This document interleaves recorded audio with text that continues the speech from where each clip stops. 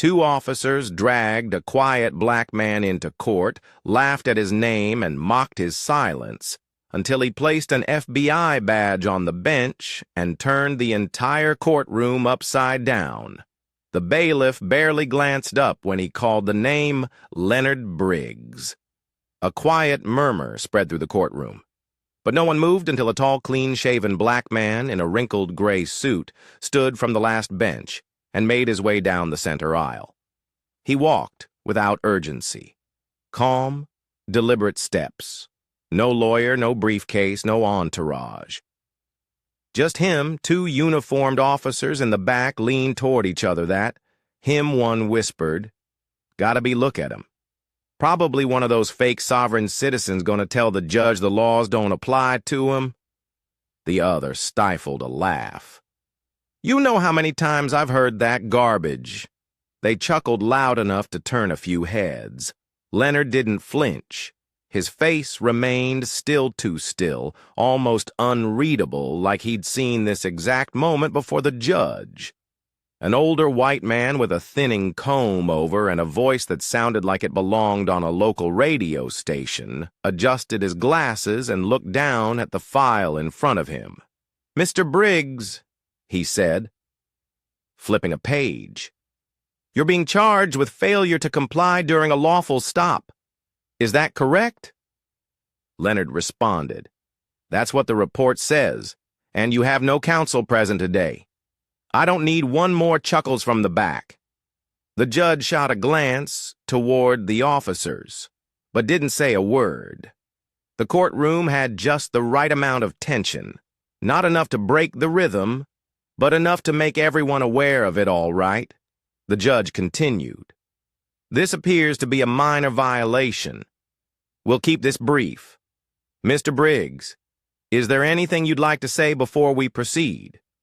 Leonard took a step forward slowly. He reached into his coat. One of the officers in the back stood up slightly, hand twitching toward his holster. Leonard paused. Then he pulled out a slim laminated badge and placed it gently on the edge of the judge's bench. "I'm Leonard D. Briggs," he said, his tone steady, unraised, Director of Internal Affairs, Federal Bureau of Investigation. The room went dead quiet. The judge didn't even blink at first. He just stared at the badge. His mouth opened slightly, then closed again. The officer, who had half risen from his seat, sat back down, jaw slack. His partner stared at Leonard like he just watched someone walk through a wall. "You're with the FBI."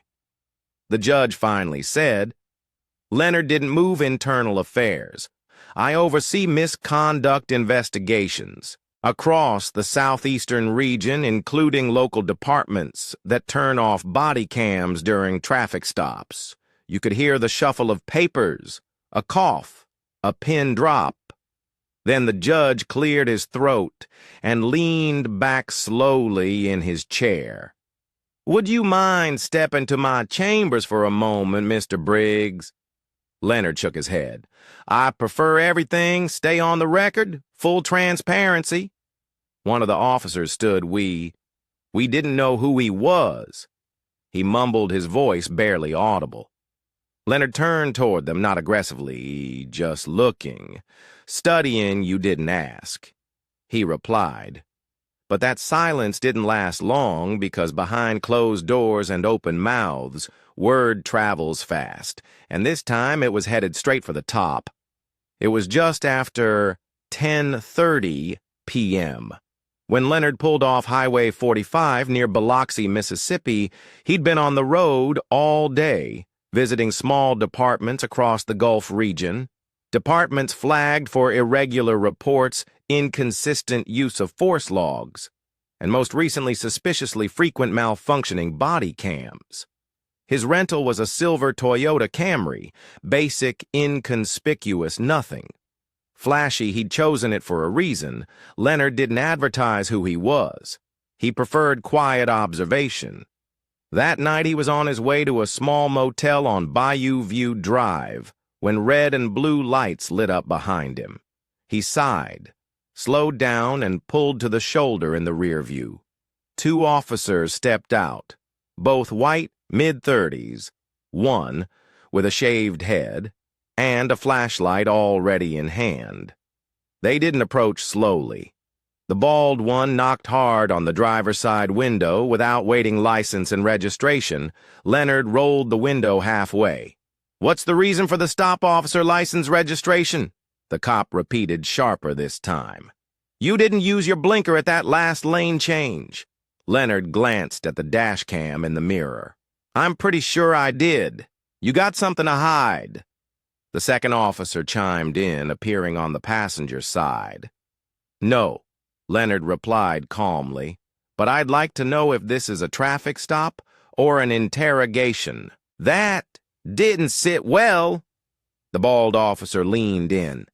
"You giving me attitude. Step out of the vehicle. I haven't refused anything. I asked a question, step out." Now, Leonard didn't budge. He handed over his license. "Leonard Briggs?" "No. FBI mention. Just the ID of a man from Montgomery, Alabama. Clean clear." Still, they weren't satisfied. "Where are you headed?" the officer asked. "Can't say you can't or you won't." Leonard looked him in the eye. Federal protocol, that was it. That single phrase triggered something in the cop. "What the hell is that supposed to mean?" he snapped. "You think you're above the law?" Leonard didn't answer. The second officer opened the passenger door. "Get out of the car!" Now Leonard kept his voice low. "This stop isn't lawful anymore." But they didn't care. Both officers pulled him from the vehicle hard. He didn't resist, but that didn't stop them from twisting his arm and forcing him to the ground, knees in his back.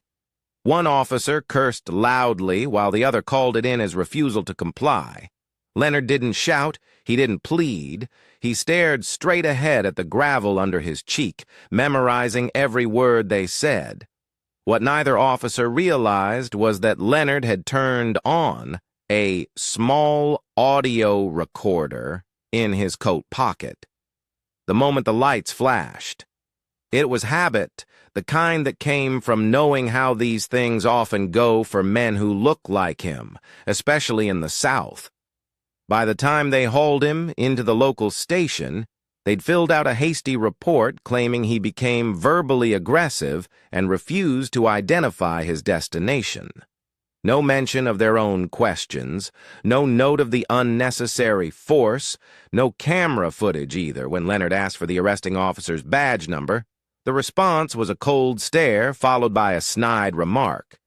"Don't worry, you'll have plenty of time to ask questions in court." He was placed in a holding cell overnight. No phone call, no chance to speak to a supervisor, just an echoing corridor, flickering light, and the smirk of the officer who thought he had the final word. But that wasn't the final word, not even close. Because the courtroom they'd drag him into wasn't just a place to press charges. It was where the real trial would begin for them. The silence in the courtroom didn't just linger, it thickened after Leonard set his FBI credentials on the judge's bench. No one moved. The smirks from the back row were gone. The officer with the shaved head sat, stiff eyes darting between Leonard and the badge like he'd seen a ghost. The judge cleared his throat, but his voice wasn't as steady as before. "Mr. Briggs, you're claiming to be with the FBI." Leonard didn't blink.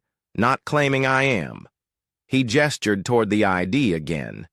"You can verify the badge number with Director Travis McCall's office or the Office of Inspector General in D.C., one of the clerks. A woman named Darlene with 30 years on the job and a sharp instinct for courtroom drama stood up, slowly. "Your Honor, would you like me to place that call?" "Please," the judge replied, almost too quickly. Leonard stepped back, giving them room. The entire courtroom was frozen in place. Watching, even a toddler in the gallery had stopped squirming. No one was sure what would happen next. One of the officers, the one who had yanked Leonard out of the car, whispered, No way. This guy's playing us. The other leaned closer. That badge looks real. That ID looked real. This might be real, then we're screwed. Leonard heard every word. He didn't respond. His eyes were fixed on the judge, who now seemed a bit smaller. Behind that big bench, the clerk returned 5 minutes later, holding a small notepad and chewing the inside of her cheek. Confirmed, she said, not even glancing at the officers. He's FBI Internal Affairs, Southeastern Division, been with them 27 years. Rank checks out the room again, went still. But this time it wasn't silence from mockery. It was embarrassment from the judge's shifting eyes, from the officer's shallow breathing, from the prosecutor, who suddenly had nothing to say. Leonard finally spoke. "I didn't come here to cause a scene," he said calmly. "I didn't even come here to file a complaint. I was on assignment off record, traveling through departments under current review. I didn't volunteer my ID because I wasn't obligated to. I gave my license, remained calm, and followed the law." His voice didn't rise, but it filled the room. "I was assaulted, thrown to the ground, detained for hours without cause. My rights were ignored. But I documented every word, and I know exactly what procedures were violated." The judge leaned back in his chair, hands folded tightly. "Mr. Briggs, I'm not here for your apology," Leonard interrupted. "I'm here to request that the charges be dropped immediately and that both officers be placed on temporary administrative leave, effective immediately pending federal inquiry." The prosecutor opened his mouth, but the judge raised his hand. Granted, both officers looked stunned. "You're suspending us just like that?" the bald one said, nearly shouting. The judge didn't answer. Leonard turned to face them directly. "This isn't about me," he said. "This is about every person you've treated. Like they didn't matter. Every citizen who didn't have a badge to pull out. I do. And I still ended up face down in the dirt." One of them stepped forward. "Look, we didn't know who you were." All right. If we'd known Leonard raised his hand, stopping him. That's the problem. But Leonard wasn't done. Not by a long shot, because the badge might have silenced the room, but the truth was, still buried under paperwork, lies, and the body cam footage that conveniently didn't exist. The courtroom emptied in a hurry, the gallery scattered like they'd witnessed something radioactive. The two officers stood near the exit, stunned faces, pale and uncertain. Neither reached for their phones, neither said a word. They just stood there, stuck, in the realization that something irreversible had just happened. Outside, the humidity of a Mississippi morning clung to everything. Leonard didn't linger. He walked straight to his rental, sat in the driver's seat, and finally let out a slow breath. He didn't enjoy moments like this. They weren't satisfying. They were heavy because they meant someone failed again at the small department down the road. Sheriff Ricky Halburn sat behind his desk when the call came through FBI. He said, holding the phone to his shoulder, that guy was FBI. His deputy, Tamara Wells, stood near the door, arms crossed, expression unreadable. She'd seen the arrest report. "Something about never sat right, yes, sir?" came the voice on the line. Leonard Briggs, Internal Affairs. Ricky rubbed his forehead. "You're telling me two of my guys arrested a federal investigator and dragged him into court without even checking credentials?" "Yes, sir." He slammed the phone down and looked at Tamara. "Why the hell didn't anyone tell me he was FBI?" She raised an eyebrow. "Maybe because he wasn't treated like one. Back at the courthouse, the judge held a quiet meeting behind closed doors. No recorders, no minutes, just whispers, red faces, and an overwhelming concern about what might hit the press. Leonard, meanwhile, was already at the motel, sitting on the bed with his laptop open and a secure call line buzzing. The voice on the other end was calm, but direct. "You all right?" "I'm fine," Leonard replied, "but they're not." "What's the situation?" He laid it out. The stop, the aggression, the body cams that never clicked on the overnight, holding the voice on the other end, sighed. The first report from that department? No, we've had 3 others in the last 18 months, all complaints dropped. 1 plaintiff moved states. Then let's make this official, start the inspection. Leonard nodded, even though the other man couldn't see it. "You want me to keep it quiet?" "Not anymore." Later that day, Officer Curtis Dell, the one with the shaved head, tried to clean up the damage. He showed up at the station trying to look casual. But everyone noticed the shift, the fake ease in his walk, the way he avoided Tamara's eyes. He knocked on the sheriff's door. "You got a minute?" Ricky didn't look up. "You better make it short." "Look, I didn't know who he was. If I had known, I don't care if he was a garbage man or a ghost.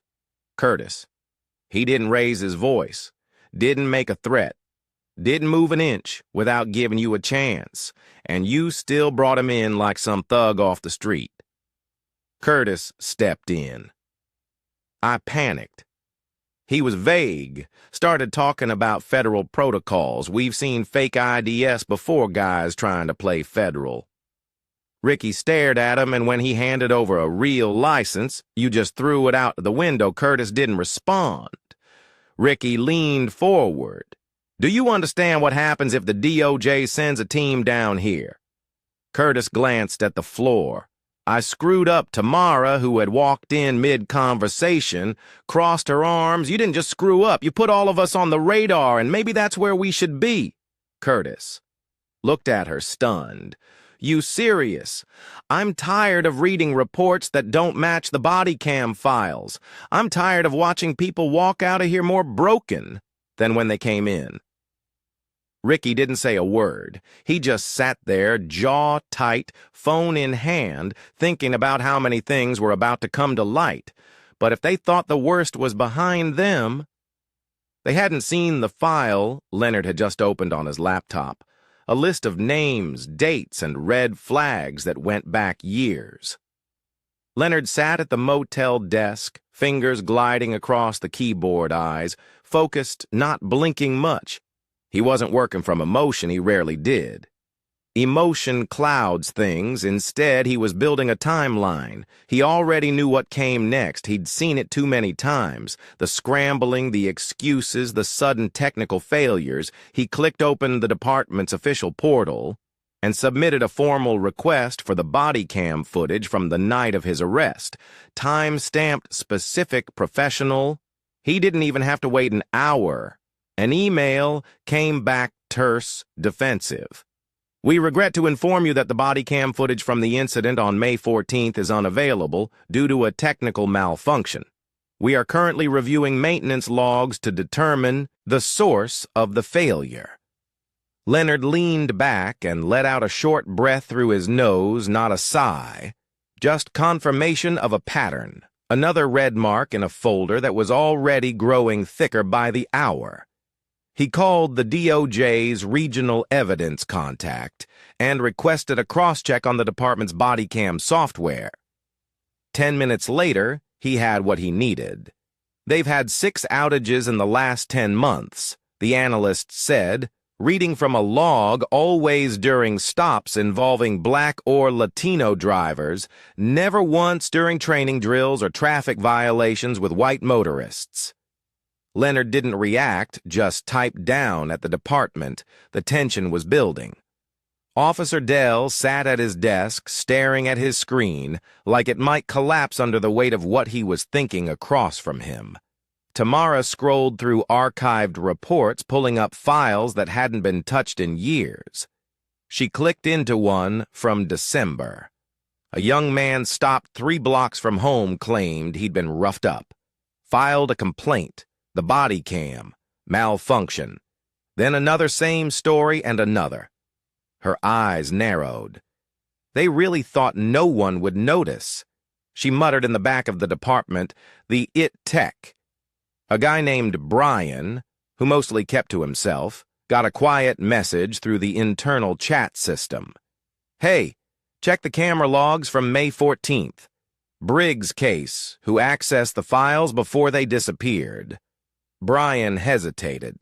He didn't like being involved in this kind of mess, but curiosity overruled discomfort. He typed a few lines, ran a trace, and saw the answer almost instantly. Dell not just once, twice. 2 hours after the arrest, and again the following morning, deleted entry. Logs bypassed review. Flag. Brian stared at the screen for a long moment, then printed the log and slid it into an envelope. He didn't send it electronically. He walked it over to Tamara's desk himself. She opened it, her jaw set. Thanks, she said quietly. Brian didn't reply. He turned and left without a word. By the time Leonard walked into the department the next morning wearing the same suit and holding a small manila folder, the front desk officer looked like he'd seen a hurricane in human form. Agent Briggs, the man stammered. We weren't expecting you.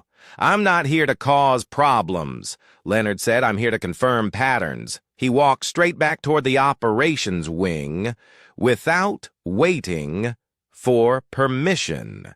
People stepped out of his way.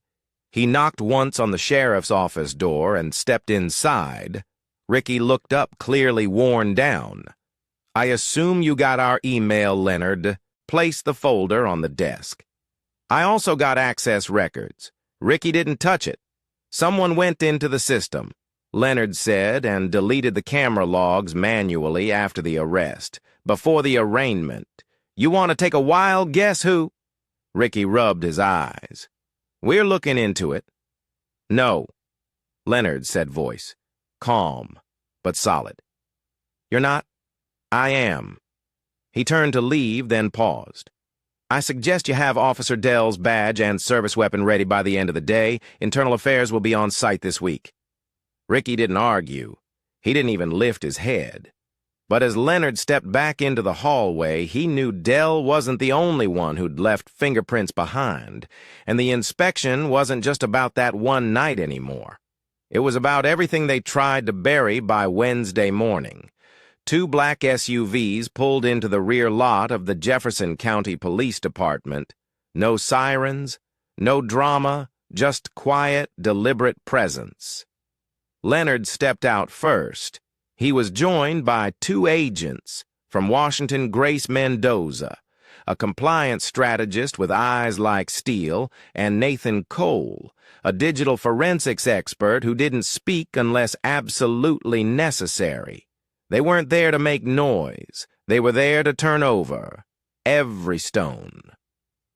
Inside, the atmosphere had shifted. Officers who once swaggered now watched silently from behind screens. Ricky Halburn had barely slept.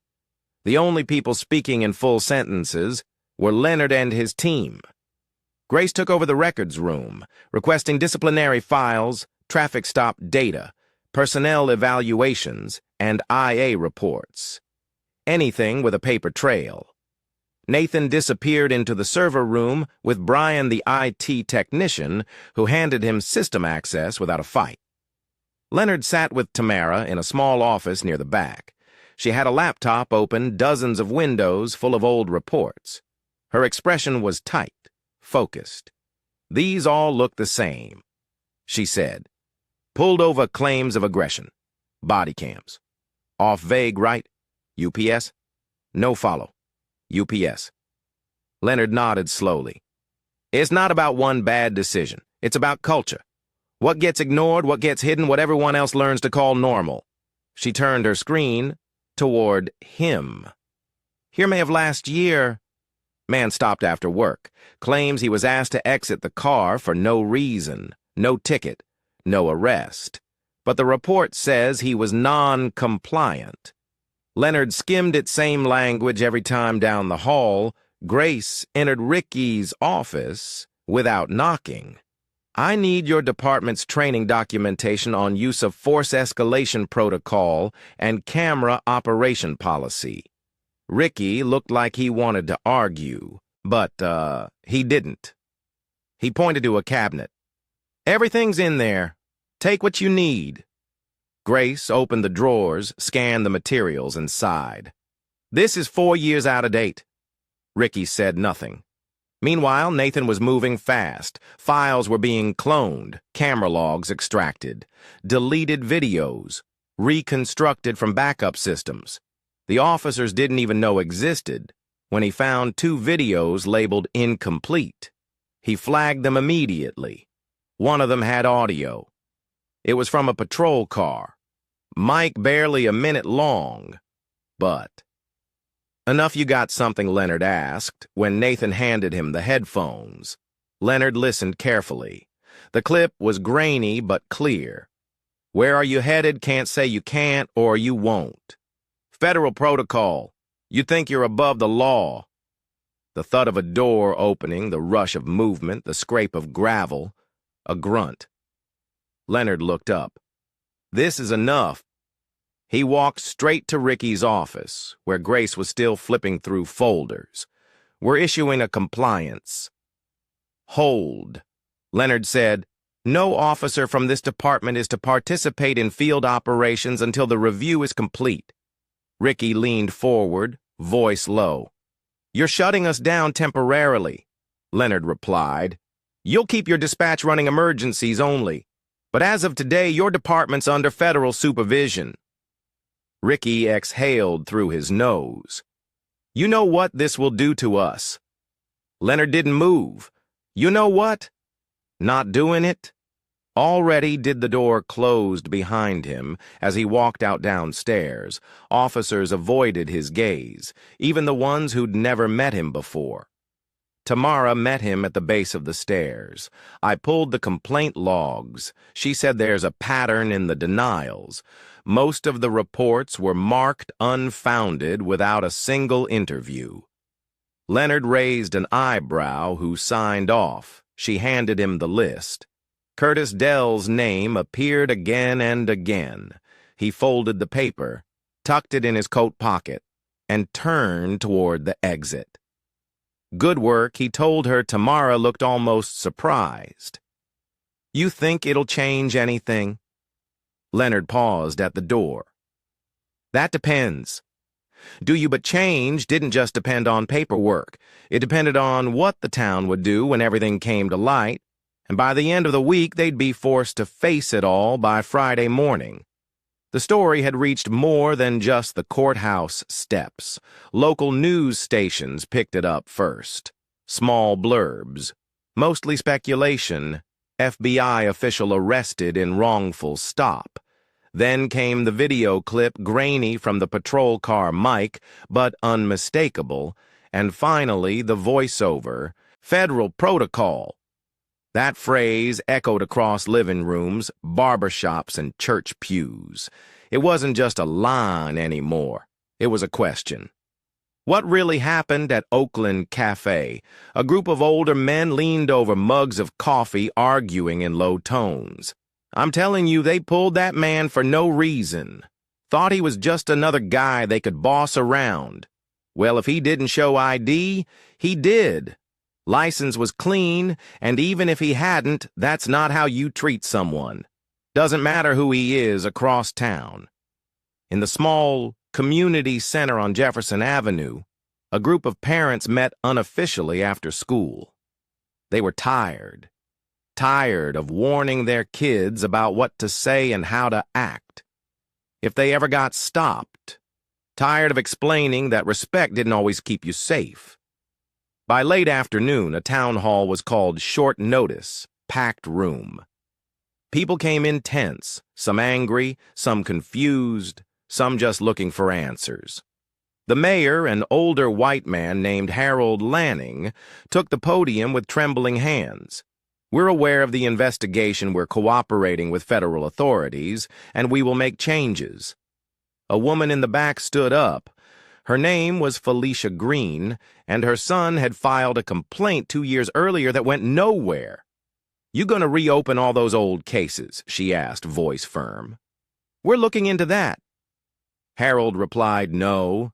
She said, "Don't look, act applause," broke out scattered but real.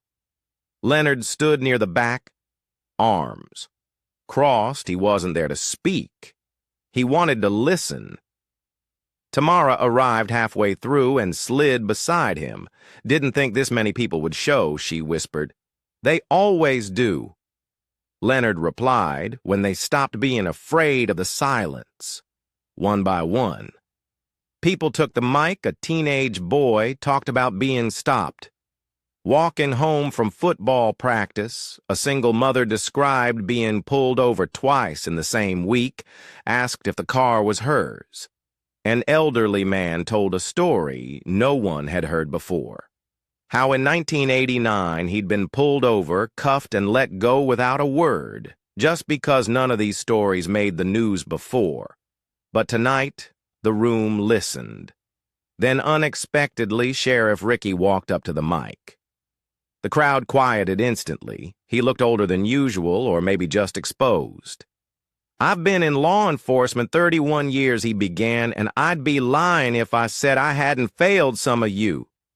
He paused, looked over at Leonard. "We didn't know who Mr. Briggs was. But that's not the problem. The problem is we didn't care who any of you were. That's on me." A few murmurs, a few nods. "We're going to reopen the dismissed complaints," he continued. "We'll work with federal oversight, and anyone who's part of this pattern will be held accountable, including me, a woman." Near the front, shouted, "Talk is cheap." Ricky nodded. "Then hold me to it." Leonard said nothing, but Tamara glanced at him. "You believe him?" "I believe." The room. Leonard replied after the meeting. People lingered outside, talking in clusters. It wasn't over. Not by a long shot, but something had broken open, and once it's open, it can't be ignored again. But accountability means nothing without consequence. And Leonard had one final meeting to make sure that part wasn't forgotten. Monday morning, Leonard walked up the front steps of City Hall with a file in one hand and a small coffee in the other. He was scheduled for a closed-door session with Mayor Lanning, but when he arrived, 2 more people were waiting inside Tamara Wells, now officially reassigned as department liaison for federal oversight, and Grace Mendoza seated beside her with a folder of her own. The mayor looked up as Leonard entered. "Didn't expect this many visitors," he said with a half-forced smile. Leonard didn't return it. He opened the folder and placed it on the table. "These are the preliminary findings." He said 5 confirmed violations of departmental policy, 3 cases of falsified reporting, 2 body cam tampering incidents, and 1 active attempt to obstruct a federal investigation. Lanning's hands tensed slightly. "Are you recommending prosecution?" Leonard didn't answer. Immediately, he looked over at Grace, who gave a subtle nod. "We're recommending a full personnel audit," Grace said, "effective immediately," and the removal of Officer Curtis Del Lanning took a breath.